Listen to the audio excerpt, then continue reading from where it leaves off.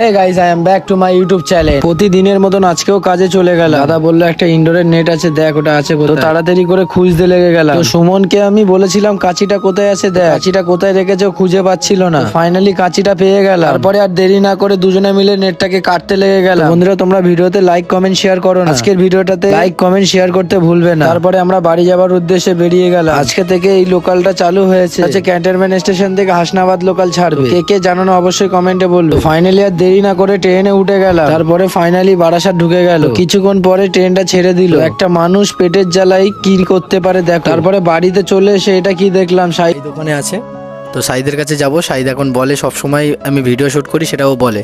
দেখবো আজকে কিরকম বলে, আসো। আচ্ছা গাইস, সবাই কেমন আছো? আশা করি সবাই ভালো আছো। চলে এসেছি একটা মিনি ব্লগ নিয়ে।